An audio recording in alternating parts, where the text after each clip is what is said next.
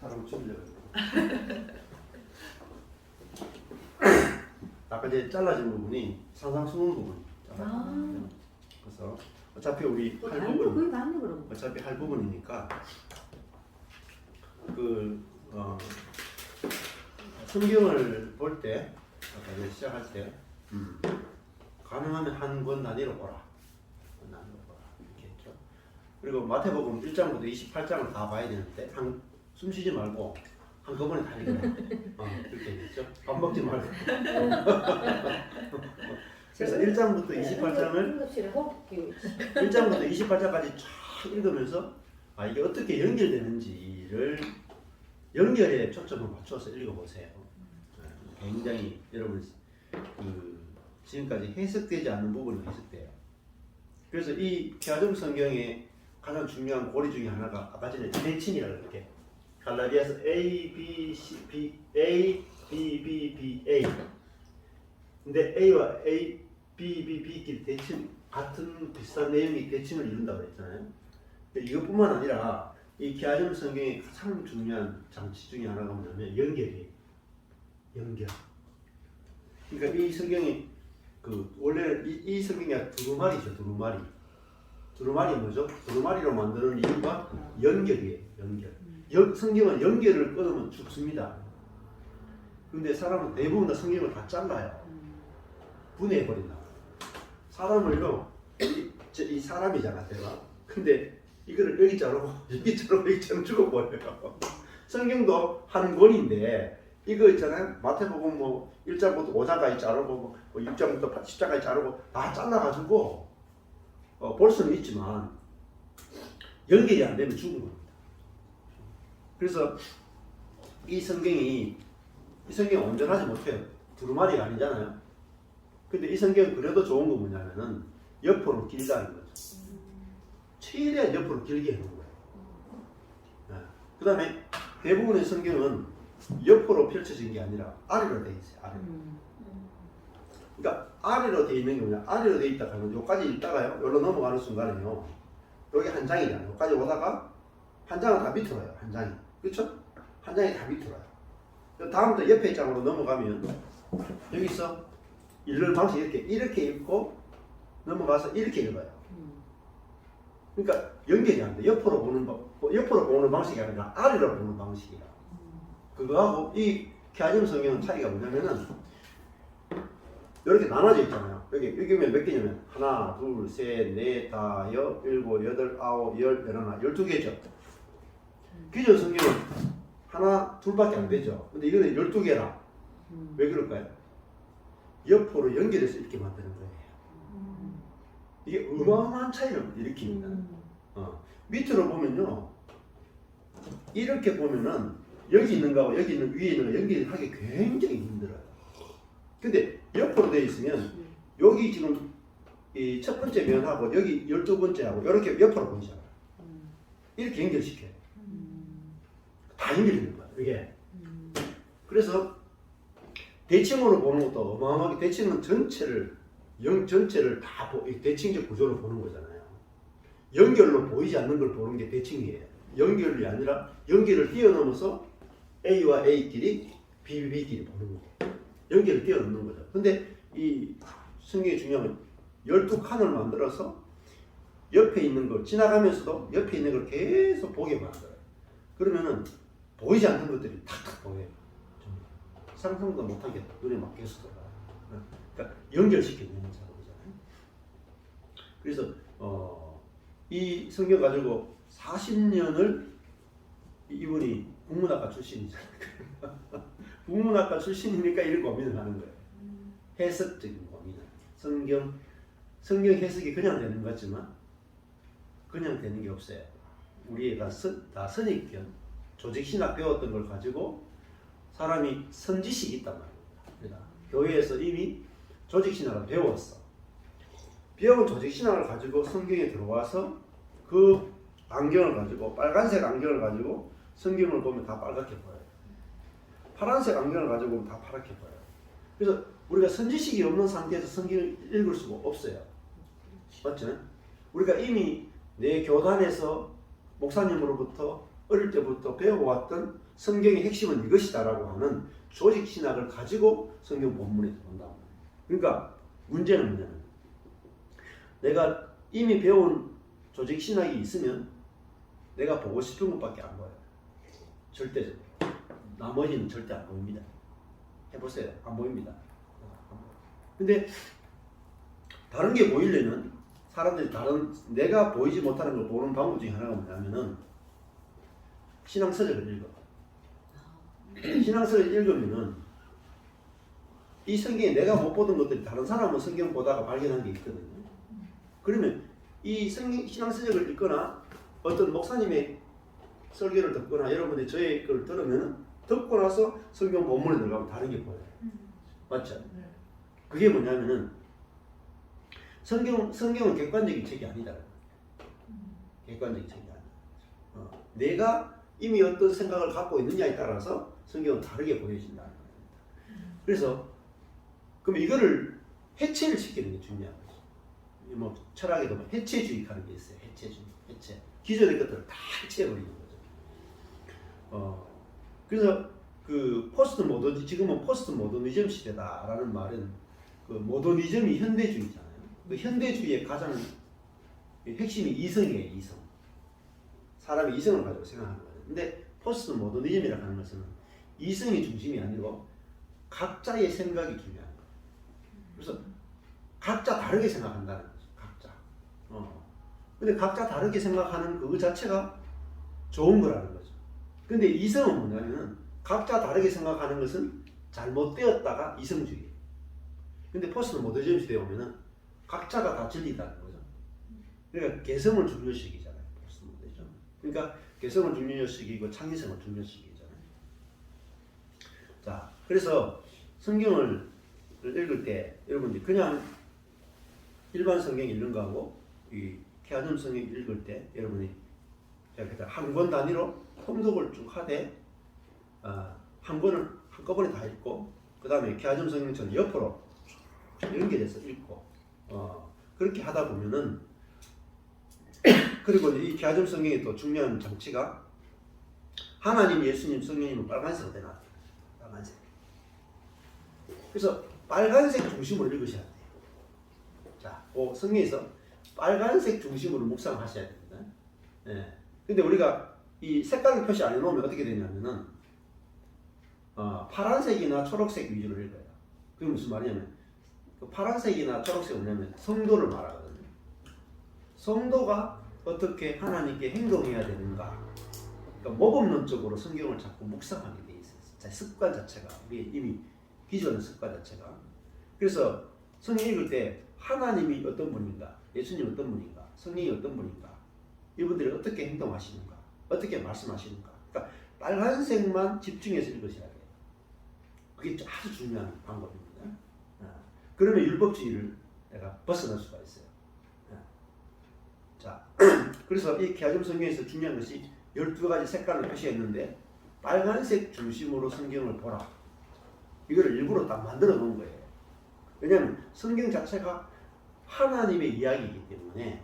근데 색깔을 안 해놓으면 우리는 하나님의 이야기를 읽는 것이 아니라 사람의 이야기로 본능적으로 읽게 됩니다. 그 다음에 케아즘 성경에서 아주 중요한 장치 중에 하나가 뭐냐면은 색깔만 해가지고는 또 이게 다 안 돼. 그래가지고 주어, 목적어, 서술을 구분해 놨어요. 주어, 목적어, 서술을.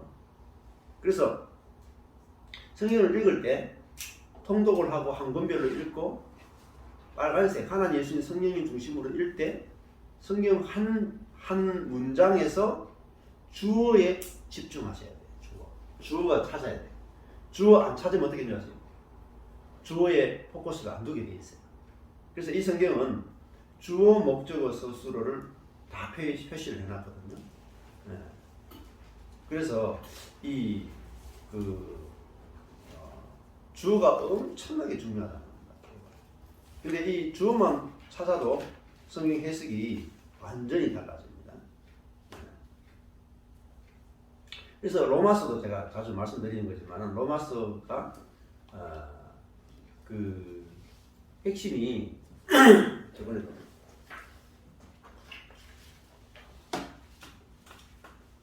로마서가 뭘 말하는 거냐 할 때 로마서도 믿음으로 구원 받는다 뭐 이런 이야기 하는 것 같지만 로마서가 A, B, A 로마서 아주 단순해요.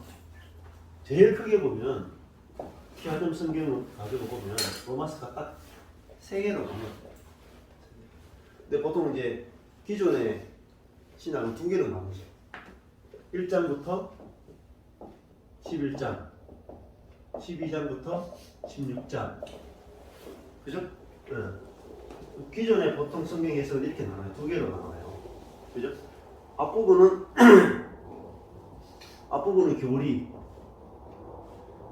뒷부분은 실천 이렇게 나누죠. 이건 우리 하나님이 하신 것, 뒷부분 우리가 해야 될 것 이렇게 로마서를 나누죠. 이러면 우리가 해야 될 거 우리가 해야 되죠. 하나님 하신 것 하나님 하신 거죠. 그러면 하나님 하신 것대로는 감사하고 우리가 해야 될 거 우리가 해야 되잖아. 이런 식으로 로마서는 잘못했어요. 근데 피아점적으로 보면 교리와 실천으로 나누는 게 아니다. 중간에 이게 중요한 거예요. 3개로 2개로 나누면 3개라는 거 완전 달라요. 이 A는 하나님이 우리를 받아주셨다는 거예요. 하나님이 우리를 받아주신 하나님 우리를 받으신다. 그러면 뒤에 A는 뭐냐면 너희도 서로 받아야 돼.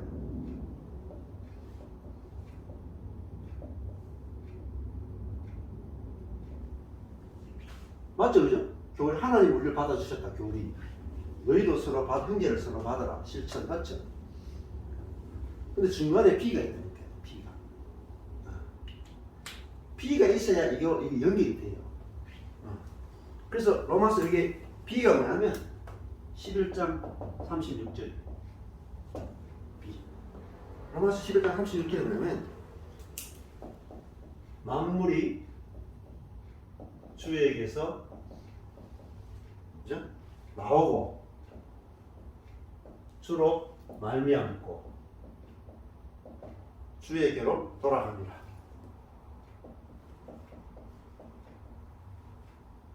네. 영광이 그에게 세세트로 세세에 있으리로다. 아멘. 그게 로마서 11장 36절.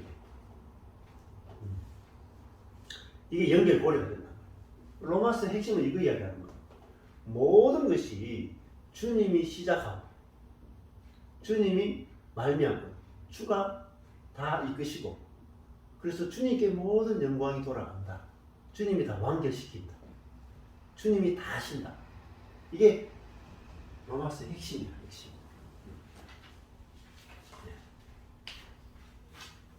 그렇죠? 네. 그 다음에 너희도 서로 받으라. 이게 중요한 것 같지만 12장 1절이 중요해요. 여기 너희도 서로 받으라로 넘어가기 전에 뭘 이야기하느냐? 네? 너희 몸을 거룩한 산제사로 드리라고 나와요. 드리라 다음에 너희도 서로 받으라 나와요. 연결고리를 잡아야 돼요.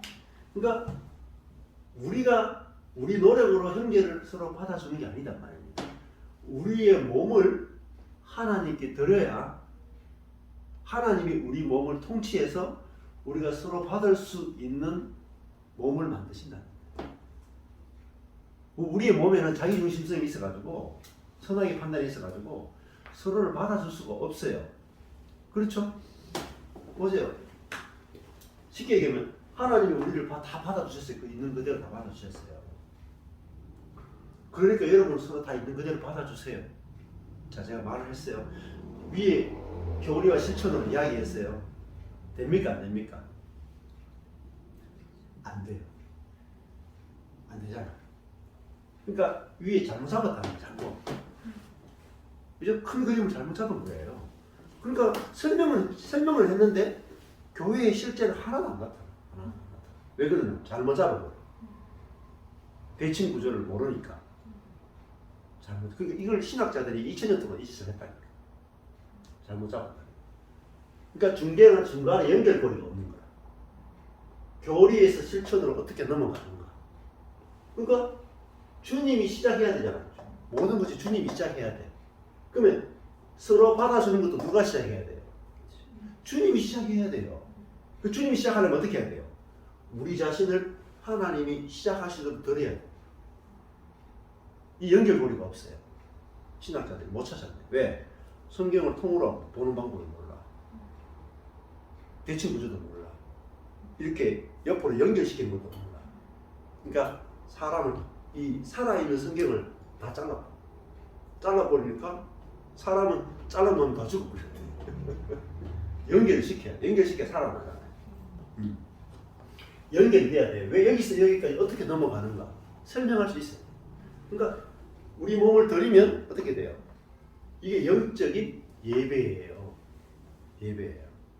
드리면은 그때부터 하나님이 우리를 통치하신단 말이에요. 그죠? 네. 그러니까 통치하는 게 뭐죠? 우리가 우리 자신을 드리면 우리 몸에 있는 죄를 주님이 이기셔가지고, 그죠? 우리가 서로 받아내는 이 사랑이잖아요. 그죠? 서로 받는 게 사랑이죠. 그잖아요. 그럼 여기 우리 하나님 우리를 받아주셨다. 이게 뭐죠? 하나님의 사랑이죠. 우리를 자유케 하셨다. 그죠? 그러면 자유가 있으면 자유와 사람 사이에 뭐가 있어야 돼요? 성령이 있어야 돼요. 성령. 그죠? 성령이 있어야 돼요. 성령이 뭐예요? 우리가 우리 자신을 드리면 성령이 우리를 이끄실 때 서로 받아주는 사랑이 나오는 거예요. 같은 구조라는데 로마서하고 갈라디아서 다른 이야기 할 것 같아요. 같은 바울이 썼는데, 그죠? 같은 사람이 썼는데 다른 이야기 하겠어요? 다른 이야기 안 한다니까. 다른 이야기. 그래서 로마서도 이렇게 풀리고 갈라디아서도 이렇게 풀리는 거예요. 산상수훈도 다를 것 같잖아요. 마태가 썼잖아요. 같은 이야기 안 나요. 같은 이야기. 연결고리 같아요. 그래서 아까 전에 녹화가 안 돼가지고. 근데 볼까요? 산상수훈이 이야기하려고 하는 제일 핵심 있습니다. 네, 마태복음 그 5장 부터 이렇게 보시면은 이 그 산상수훈의 제일 산상수훈이 이게 뭘 의미하냐면은 그 구약의 모세가 산에 올라가서 받아온 게 있죠. 십계명 받아왔잖아요. 네. 하나님 백성에게 주는 말씀 언약을 십계명을 받아 두 돌판을 받아왔는데 예수님은 산에서 이제 제자들에게 하나님으로부터 받은 말씀을 전해주는데 예수님이 주는 거하고 모세가 주는 게 다르다고 해요. 모세는 율법을 갖다 주지만은 예수님은 지금 산에 올라가서 아버지께로부터 받은 말씀을 주는데 그 율법의 완성을 주는 거죠. 그래서 율법을 어떻게 완성시키는가. 그래서 이 산상수훈에도 그 5장 17절에 보면 내가 율법이나 선지자나 폐하러 온 줄로 생각지 말라. 폐하러 온 것이 아니고 완성시키러 왔다. 이렇게 말하잖아요. 그래서 5장 18절에 진실은실 너에게 이르노니 천지가 다 없어지기 전에 율법의 1,100이라도 반드시 없어지지 않고 다 이루리라. 그래서 율법을 다 완성시키러 왔는데 어떻게 완성시키는지가 중요해요. 자, 그러면 이 마태복음 그 5장 산상수훈이 5장 3절을 보면은 원래가 이렇거든요. 복이 있도다 심령이 가난한 자여 천국이 저희 것이니로다. 이렇게 순서로 기록되어 있어요. 처음에 제일 첫 번째 말은 진짜 복이 있다. 복이 있다. 복 받은 자는 진짜 복을 받았다. 누가 받았어요? 심령이 가난한 자가 받았다는 거예요. 근데 복이 있는 게 뭐죠? 천국이 저희 것이니 그게 복이다. 천국이 복이다. 그럼 여기 천국은 어떤 천국이었어요? 죽어서 가는 천국 개념이 아니라 그죠? 이 땅에서 천국을 누립니다. 하나님의 나라를 누립니다. 그 하나님 나라를 지금 선포하신 거라. 이 땅에 임한 하나님의 나라, 현재적 하나님의 나라부터 시작하는 거예요. 출발하는 거야. 근데 누구에게 이 하나님 나라가 왔느냐면은 심령이 가난한 자에게 왔답니다. 애통하는 자, 온유한 자, 네? 의에 줄이고 목마른 자, 전부 다 가난한 거잖아요. 의가 없는 자, 그죠? 온유한 자 하는 것은 능력이 없는 자, 그죠? 애통하는 자, 그죠? 전부 다 없는 자잖아요. 없는 자에게 천국이 선물로 주어진다 이야기하는 거죠. 자, 그러면은 그 예수님이 뭐 뒤에 가면 말씀이 나오죠. 21절에 살인치 말라, 그죠? 21절에 가늠치 말라. 그 다음에 이런 것들이 살인하지 말라, 가늠하지 말라 이런 게 전부죠. 10계명이죠. 맞잖아요. 모세가 돌판에 갖고 온 거잖아요. 살인하지 말라, 가늠하지 말라, 도둑질하지 말라, 이웃을 헤아리고 거짓 증거하지 말라. 이런 10계명을 예수님이 풀어주는데 어느 차원으로 풀어주냐면 이거 행위로만이 아니라 마음까지도 우리가 이런 죄를 범하는 건 다 죄다 이렇게 말씀하시잖아요. 그래서 5장 44절에 가니까 원수를 사랑하며 핍박하는 자를 위해서 기도하라 이렇게 말하잖아요. 자, 그러면은 기도가 여기서 보면 기도부터 출발해. 기도하라 여기 출발한다. 기도가 뭐예요? 우리는 뭘 기도해요? 뭐 이거 주십시오 저거 주십시오 막 기도하잖아요. 근데 예수님 뭘 기도하라 그래요? 원수를 위해서 기도하라, 핍박하는 자를 위해서 기도하라. 이게 기도예요. 그러니까 우리가 생각하는 기도가 완전히 다르다.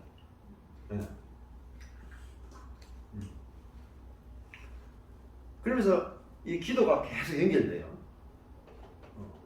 그러니까 우리가 진짜 구해야 될 게 뭐냐는 거예요. 그러니까 가난한 자는 뭘 구하겠어요?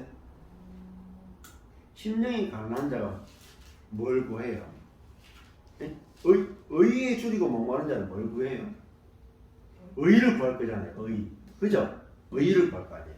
그러니까 가난한 자는 뭐가 가난하다? 의에 가난하단 말입니다. 애통하는 자는 뭐에 애통해요? 의에 애통한단 말이에요. 의가 없어가지고. 그렇죠?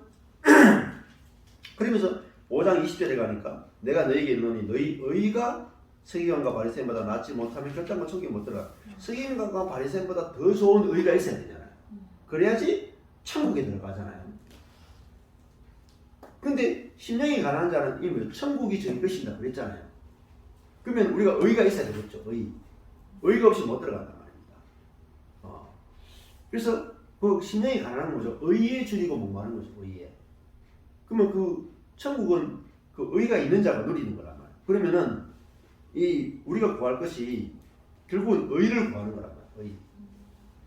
그러면 마태복음 6장에 보면 사람에게 보이려고 그들 앞에서 의를 행치 않도록 주의하라. 이게 무슨 의가요? 너희 의가 나오죠. 너희 의. 사람의 의가 나오잖아요. 그러니까 사람의 의와 그다음에 뭐가 나와요? 6장 33절에 가니까 너희는 먼저 그의 나라와 뭘 구해요? 그의 의를 구하라. 그의. 그러니까 이 심령이 가난한 자는 뭘 구해요? 의에 줄이고 목마른데 무슨 의예요? 하나님의 의에 줄이고 목마르다 말입니다. 그래서 우리가 근데 구하라가 뭐죠? 기도하라가 합니다. 아까 기도부터 출발했죠. 원수를 위해서 기도하라. 근데 그 기도하라가 6장 33절에 가니까 그의 의를 구하라 이렇게 되단 말입니다. 그러니까 기도는 뭐냐면 원수를 위해서 기도하는 것이고 하나님의 의를 구하는 거잖아요. 그러면 내 의를 행치 않도록 주의해야 되는 거예요. 내 의를 의자고 삼으면 나의 의가 중요해요. 그래서 6장부터 나의 의를 행치 않도록 주의하라. 이렇게 돼 있죠. 그래서 그 6장 1절에 사람에게 보이려고 의를 행치 말라. 6장 2절에 사람에게 영광을 얻으려고. 6장 5절에 사람에게 보이려고. 계속 사람에게 보이려고 사람의 영광 얻으려고 이게 나온단 말입니다. 그러면서 여기 보면은 6장 5절에도 기도할 때에 나오죠. 그죠? 6장 7절에도 기도할 때에 계속 기도에 대해서 나온단 말이에요. 그러면서 6장 9절에 가면은 주기도문 나와요. 그러니까 이 산상수훈에서 진짜 중요한 건 중간에 보면 기도예요. 기도. 그러니까 처음에는 율법을 완성시키는 것에 대해서 이야기한 다음에 율법을 완성은 어떻게 되느냐? 기도가 중요하다는 거잖아요. 기도. 기도로 넘어가요. 율법의 완성은 기도로 된다는 거잖아요. 근데 어떤 기도가 돼야 돼요? 주님의 기도가 돼야 돼요. 주님의 가르쳐 주신 기도. 그럼 뭐죠? 결국은 6장 10절에 나라가 임하게 해달라는 게 기도가 필요하다는 거잖아요. 우리가. 그죠? 네. 그러면은 그 나라가 임하는데 뭐가 필요하냐? 11절에 보면은 양식이 필요하다. 우리가 그 양식을 먹어야 나라가 우리가 경험된다는 거잖아요. 6장 11절에 일용할 양식을 주옵시고 할 때가 일용할이 아니고 원래 영원한 양식을 주옵시고 해요. 영원한 양식. 하늘의 양식을 주옵소서. 이게 만나라 말입니다. 예, 복음을 주옵소서. 이거란 다시 복음. 그 복음을 먹으면 어떻게 됩니까? 12절에 보면은 우리가 우리에게 죄 지은 자를 사하여 준 같이 우리 죄를 사하여 주옵시고 우리가 우리에게 죄 지은 자를 영원한 양식을 먹어야 용서가 된다는 거예요. 용서가. 그 용서가 되면 시험에 들지 않고 악에서 구원받는 거죠. 그게 뭐죠? 나라와 권세와 영광이 하나님의 나라라는 거예요. 하나님 나라는 뭐죠? 복음을 먹고 원수를 용서하게 되는 것. 그게 하나님 나라라는 거예요. 자, 그러면 뒤에가 보면 6장 14절에 주기도문 나오자마자 너희가 사람의 과실을 용서하면 너희 천부께서도 너희 과실을 용서하려니와 너희가 사람의 과실을 용서하지 아니하면 너희 아버지께서도 너희 과실을 용서하지 아니하리라. 요거를 잘라버리면 안 돼요. 앞에 있는 주기도문과 연결시켜서 다른 사람을 과실을 용서하는 부분이 나오지 그냥 요 6장 14절만 딱 자르고 이야기하면 저 안에도 늘 간증했는데 너 왜 용서 안 해? 그게 율법으로 나간단 말이에요. 근데 용서는 뭐로 출발했습니까? 영원한 양식을 먹어야 용서가 된다고 했잖아요. 예, 그렇게 나오는 거죠. 그러면서 쭉 하는 말이 가보면은 6장 31절에 가보니까 그러므로 염려에 이르기를 무엇을 먹을까 무엇을 마실까 무엇을 입을까 염려하지 마라. 그러면서 이걸 염려하지 말라는 말은 기도하지 말라는 거예요. 구하지 말라는 거예요. 6장 25절에 나오잖아요. 목숨을 위해서 무엇을 먹을까 무엇을 마실까 몸을 위하여 무엇을 입을까 염려하지 말라. 이렇게 나오잖아요. 그러면서 6장 33절에 너희는 먼저 그의 나라와 그의 의를 구하라. 하나님의 통치와 하나님의 의를 구하라. 우리에게 필요한 건 이밖에 없잖아요. 하나님의 나라, 천국을 구하라 그러잖아요. 그러니까 이 천국 죽어서 간 천국 이야기하지 않잖아요. 하나님의 통치를 구해라 말입니다. 예수님도 주기도문에서 뭐라 그러세요? 나라가 죽어서 천당 가게 해주십시오가 아니고 나라가 임해 주십시오 하잖아요. 임해. 이게 현재적 천국을 계속 얘기한단 말이에요. 그의 나라를 구하라. 그리하면은 이 모든 것을 너희에게 뭐죠? 입혀주신다. 더해주신다. 그래서 하나님의 나라만 되면은 하나님의 나라가 뭐죠? 하나님의 의란 말입니다. 의. 그럼 하나님의 의가 뭐냐면은 하나님 노릇해 주심이다. 이렇게 김선생님 씨는 번역해요. 하나님 노릇해 주심, 하나님의 신실하심 이걸 의미하다. 자, 하나님의 의는 하나님의 통치입니다. 그러니까 의를 아까 전에는 주기도문도 나라가 임하게 해달라고 기도하라고 했죠. 그 다음에 여기도 6장 끝에도 하나님의 나라를 구하라 하는 말은 하나님의 나라가 임하도록 기도하라. 그 다음에 7장에 가면 또 바로 말해요. 비판하지 말라. 비판하지 말라 하죠. 근데 비판하지 말라 하는데 그러면 비판하지 말라 하면 율법이잖아요. 근데 율법 비판하지 않을 수가 있나요? 그래서 그 다음 말씀이 중요해요. 구하라, 찾아라, 두드리라. 뭘 구해요? 비판하지 않는 길을 구하란 말이에요. 비판하지 않는. 우리에게 남에 대해서 정죄와 판단이 안 나오려면 구하고 찾고 두드리라. 근데 이것을 목사님들이 다 잘라버립니다. 아무거나 구해, 아무거나 찾아, 아무거나 두드려. 앞에 7장 1절에서 6절까지를 안 읽고 구하라 찾아라 두드리라고 다 해본단 말이에요. 그러면 뭘 구하고 찾고 두드리라 그랬어요? 11절에 나와요. 하늘에 계신 너희 아버지께서 구하는 자에게 좋은 것을 주시지 않겠느냐. 그러면은 구하라가 앞에 나왔죠. 6장 33절에 너희는 먼저 그의 나라와 그의 의를 구하라 그랬잖아요. 그래 놓고 그 다음에 하나님의 나라를 구해야 그 다음에 7장 1절에서 6절까지 비판하지 않게 된단 말입니다. 그리고 다시 구하라가 나와요. 그러면 그 하나님의 나라와 의는 그죠? 어떻게 우리에게 오는가?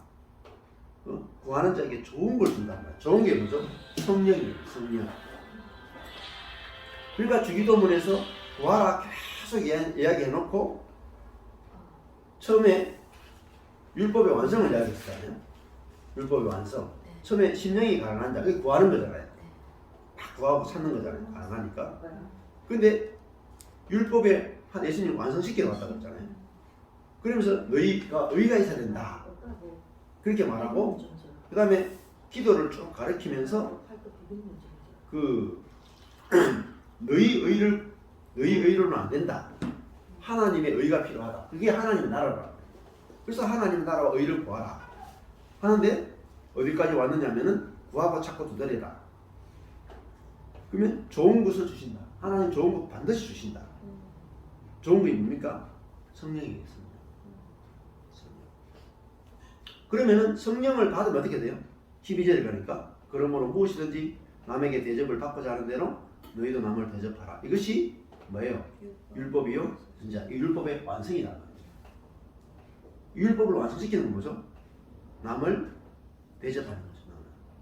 네. 뭘 대접하는 거예요? 남에게 받고 싶은 대로 남에게 대하는 거.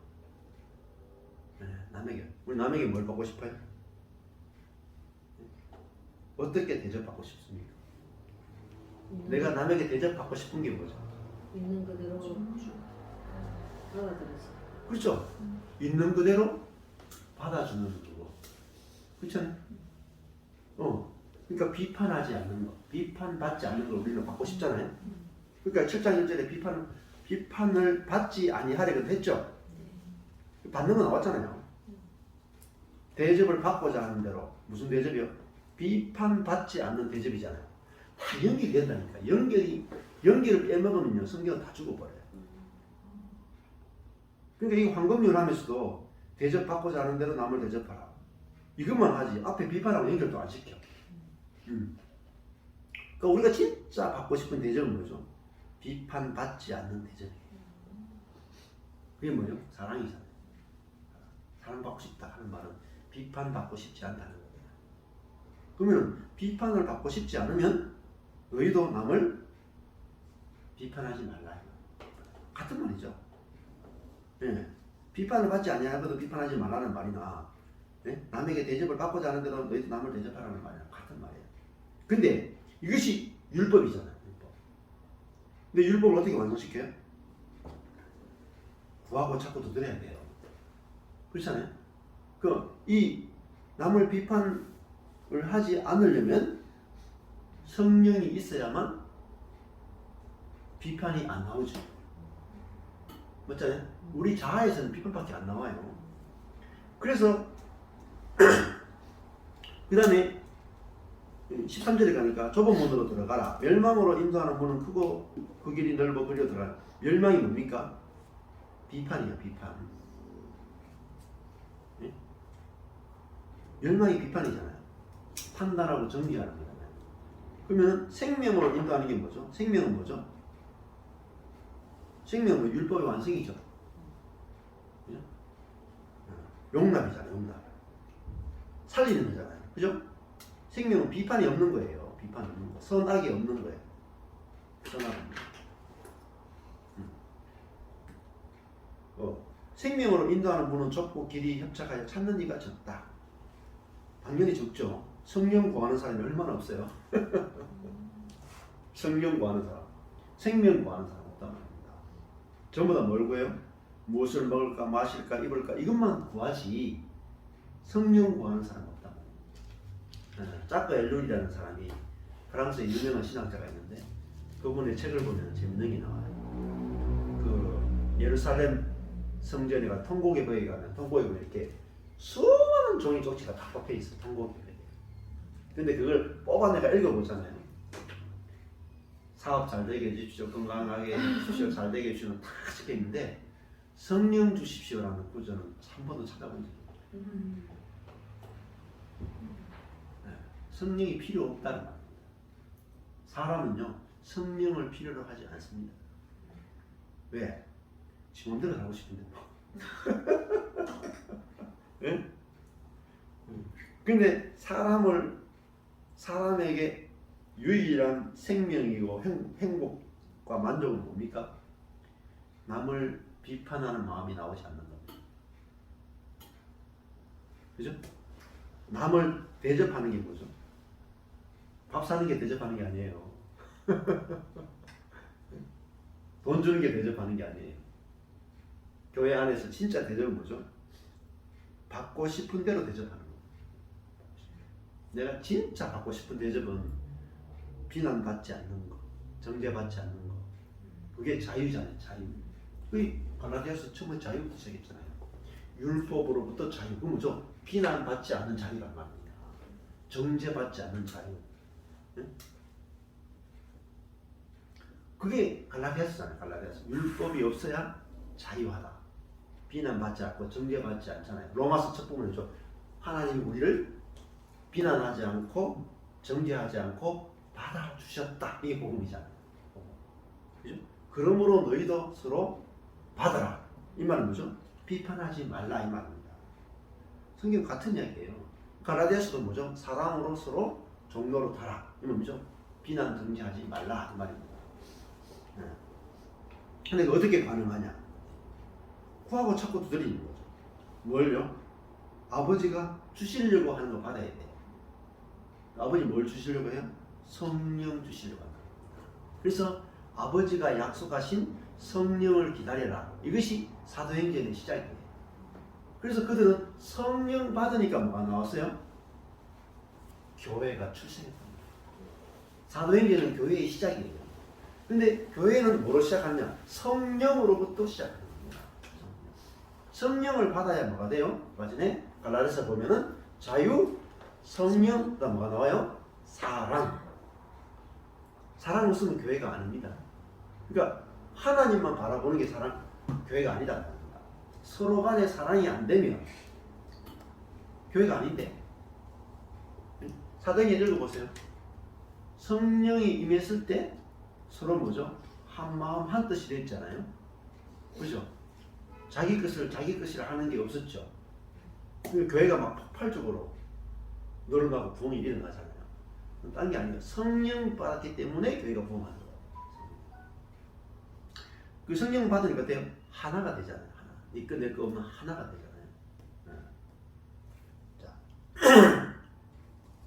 그래서 자유, 성령, 사랑 이 가운데 하나가 빼시면 안 돼요. 자유, 성령, 사랑. 이 산상수훈에서도 제일 중요한 핵심은 연결고리가 뭐죠? 연결고리가 좋은 것입니다.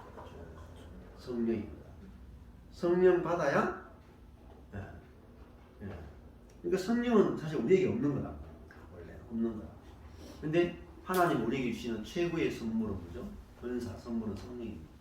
근데 성령이 우리 안에 이미 우리 영 안에 계세요. 영 안에. 그죠? 근데 그 영 안에 계신 성령이 구하고 찾고 두드리라는 말은 이미 우리 안에 있는 성령이 어떻게 흘러나오느냐의 문제예요. 어떻게 흘러나오냐? 그것은 결국은 십자가를 통해서 성령이 우리에게서 흘러나온다. 그 흘러나오면 뭐죠? 우리가 율법을 완성히 저절로 되는 겁니다. 왜냐하면 우리 안에 있는 성령은 사랑의 영이다. 그리고 성령이 뭐냐면 진리의 영이다라는 표현을 쓰죠. 진리의 영. 그 진리의 영이라는 게 무슨 뜻이냐면은 실제화시켜내는 영이라는 말입니다. 실제화시키는. 그리고 성령의 열매 가운데 첫 번째가 사랑이잖아요. 그죠? 그러면 성령이 실제화시켜내는 건 뭐냐면 사랑을 실제화시켜내는 거예요. 그러면 성령은 사랑이라는 게 뭐죠? 선악과를 이겨내는 거다. 인간이 처음에 먹었던 선악을 아는 지식, 그게 원죄인데 인간의 죄성인데 그걸 이겨낼 수 있는 것이 성령밖에 없어. 그러면 성령은 뭐죠? 사랑의 영이고 생명의 영이잖아요. 그 생명의 영이 뭐고? 생명나무예요. 생명나무. 생명나무를 먹는다 하는 게 뭐냐? 생명과실을 먹는 게 뭐냐? 성령을 먹는 거야. 그럼 성령이 나오면 뭐죠? 사랑 나온다. 그러면 성령이 하신 게 뭐죠? 하나 되게 하신 거예요. 그래서 성령이 하나 되게 하신 것을 힘써 지키라. 이렇게 말하잖아요.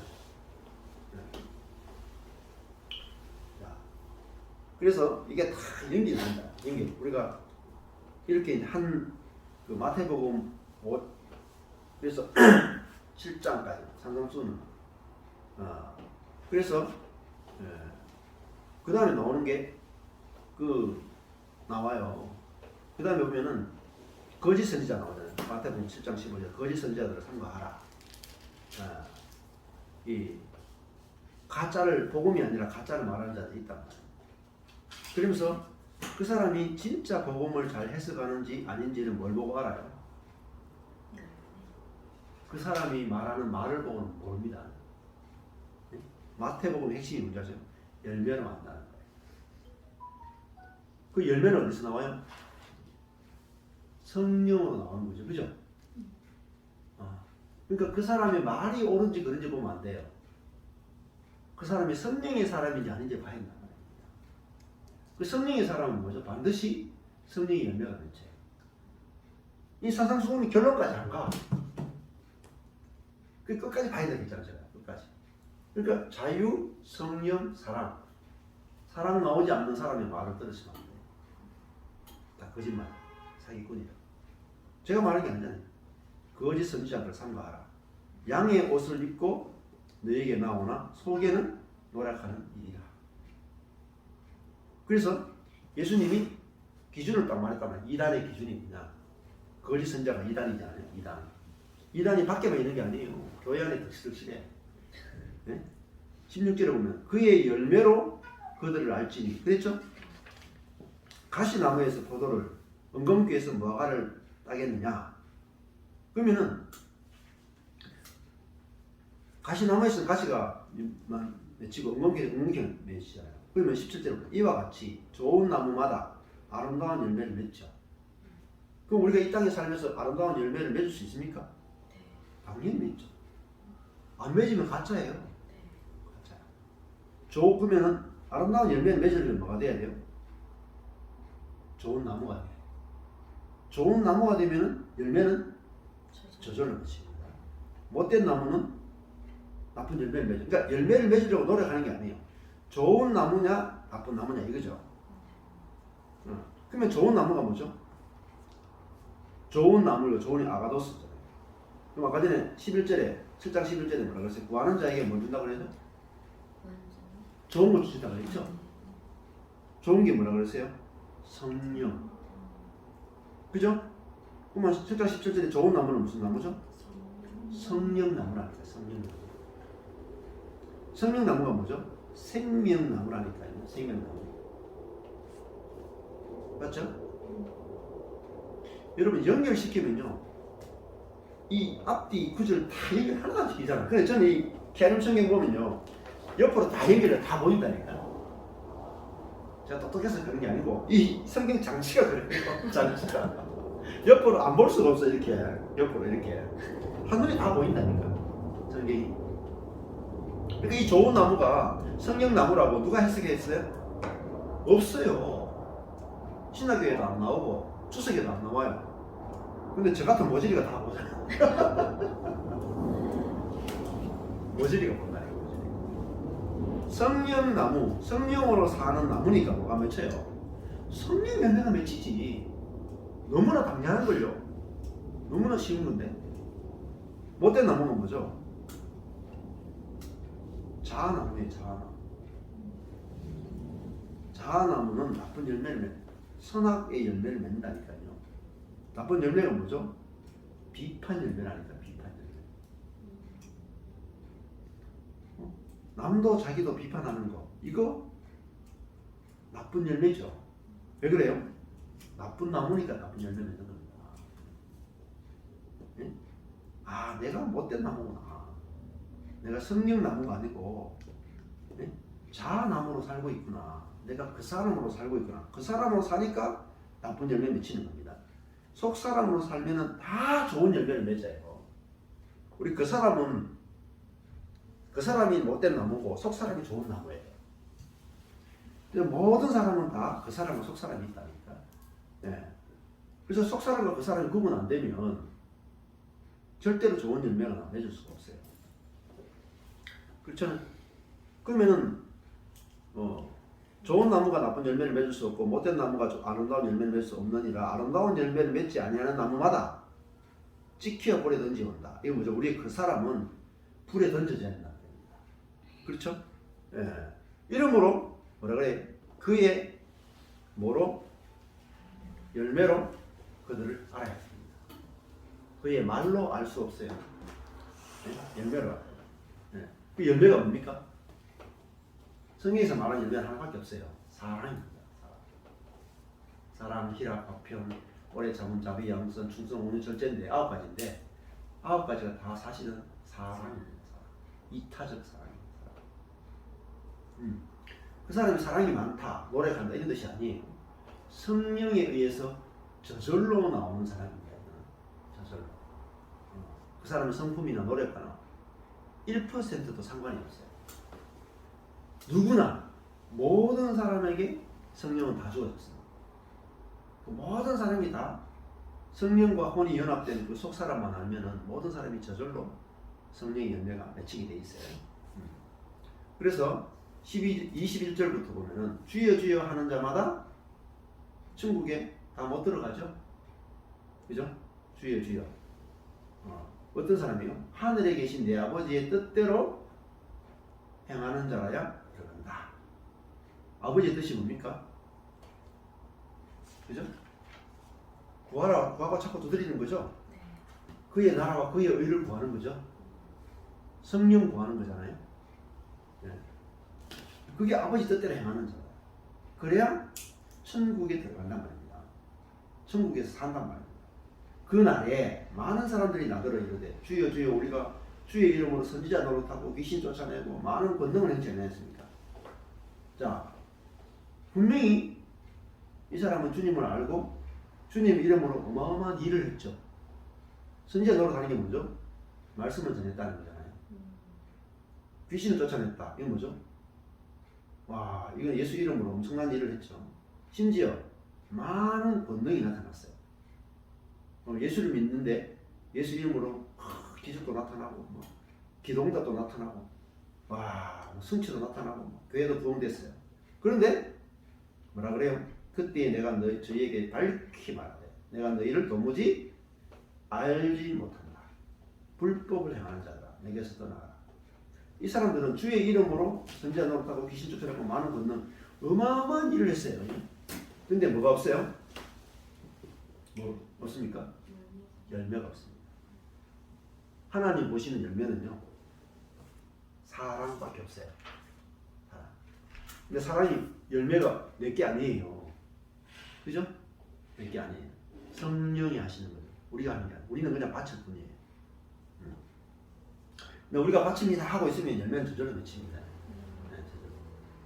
다 은혜로 되는 거예요. 성령이란 말은 은혜로 된다는 말이에요. 그래서 그러므로 누구든지 나의 이 말을 듣고 이 말이 뭐죠? 5장의 7장 전체를 말해요. 5장의 7장. 이 말을 듣고 행하는 자. 듣고 뭘 해야 돼요? 너희들 구하고 찾고 두드리라고 했잖아요. 구하고 찾고 두드리라.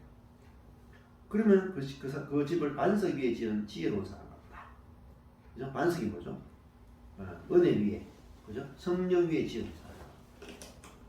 그 사람은 무너지지 않는다. 주초를 반석 위에 놓은.